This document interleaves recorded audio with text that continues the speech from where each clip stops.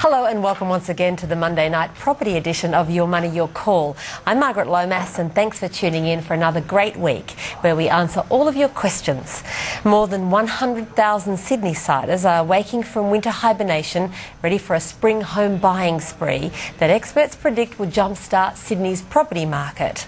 Real estate agencies are anticipating a record flood of inquiries in coming weeks. They predicted buyers would unleash in October, a late spring bloom brought about by a recent positive turnaround in economic and market sentiment. And a change in legislation may allow unscrupulous real estate agents to buy at unfair prices property that they've been commissioned to sell. The change in Consumer Affairs legislation, now before Parliament, will overturn a long-standing ban on agents buying homes directly from clients or through a third party, such as a family member. The proposed legislation enables agents to buy property from clients with the written consent of a seller and a legal practitioner, conveyancer or accountant representing the vendor. The agent will be required to notify Consumer Affairs within 7 days of receiving consent. Now, with me in the studio is Ben Kingsley from Empower Wealth and Michael Tees from Tees Lawyers. And for the next hour, we'll be taking your calls and answering any of your property investing questions. So if you have a question, well, we're back and we're the people to answer it for you. So call us on 1300 30 34 35 or email us at property@skynews.com.au. And welcome to the program. Ben. Thank you, Margaret. Thanks for having me. Your first time live in the studio with us. Yes, it is. Now, of course, you joined me a couple of weeks ago down in Melbourne when we did the show live from the Home Buyers Show. Correct. Tell us a little bit more about Empower Wealth.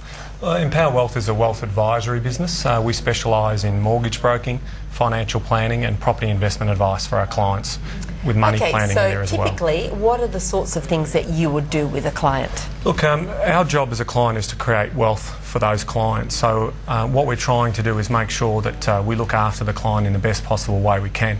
So we normally analyse their money situation as a primary starting point and then look at what sort of opportunities that are available for those clients. Okay, Michael, of course you're a regular or one of the old hands, as we Hello, might Margaret, say. how are you? You also do the legal lessons for me on property success on a Sunday. Now, I believe that you've got a very important legal lesson on the 18th of September in Canberra, a seminar you're doing down there on building defects. Yeah, there seems to be a lot of building defects in Margaret in Canberra. The ACT government is looking at the problem at the moment, but we're addressing a group of owners. It's a conference organised by the Owners Corporation Network that is very active in the ACT, and I'll be speaking there along with some of my colleagues on Saturday the 18th at 10 o'clock in the morning at the Hotel Kurrajong. But people can get the details for the seminar from my website, which of course is tees.com.au. teeslawyers.com.au. Sorry, teeslawyers.com. Just like to make it a little bit more difficult for people. Okay, fantastic. Well, look, we've got callers already coming in, so let's go straight to the phones. And Jan from Toukley, welcome to the program. Oh, thank you, Margaret. I love the show. Thank you for taking my call. My question is in relation to we purchased a block of land in December 2008 in Melton West, and we've constructed a home on there now. I'm wondering if I can claim the interest that for the land component that was held, even though we did not secure a tenant till just after this financial year. The house was constructed in June of 2009, but we did not get a tenant until the 3rd of July. Okay, now I'd say that you were probably also making progress payments on that loan as you were building the house as well? That's exactly right. And you're accruing interest. Okay, correct. Ben, we might go straight to you with this one. Straight up with a tax question. Hi, Jan. Thanks for your call. Obviously, from a tax point of view, it's probably a little bit outside of my realm of possibility, so I'll just step back from this one and see if Michael has anything to add. Okay, now I know that you hate tax questions, Michael. I glaze over at tax questions, Michael. Okay, well, I can help you a little bit with this one, Jan. What you'll find happens with the interest from that block of land is that that providing your intention was to build an investment property and rent it out, you're going to be able to claim that in some way. It will either make up part of your cost base for determining what your future capital gains tax is going to be, and depending upon the actual time frames that it took to build that property, then you may even be able to make a claim for that as well in terms of your yearly cost claims. The important thing for you is that you contact an accountant now, although you do have 3 years that you can make back claims for these for, but it's more important for you to get it in the year that it's due to you.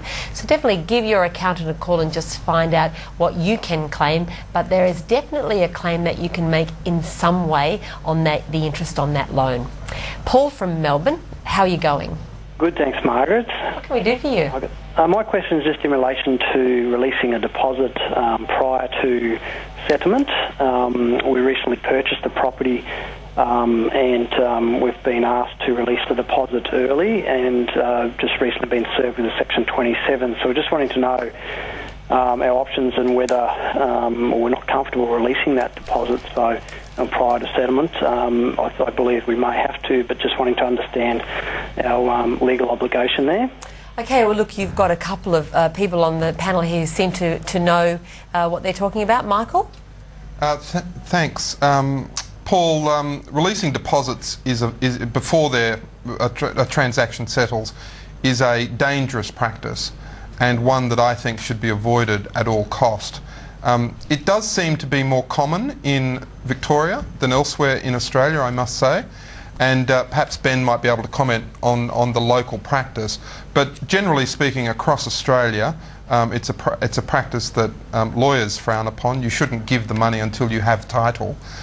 It's a deposit, and it's meant to be a sign of good faith and a sign of your commitment and your preparedness to go through with the transaction, not a part payment.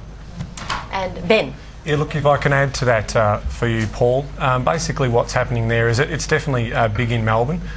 We get a lot of inquiries into our offices around that sort of area, and basically, obviously, the vendor who's selling the property is looking to potentially gain access to that, so they may be able to secure another property, and that's probably what the real estate agent's been telling you.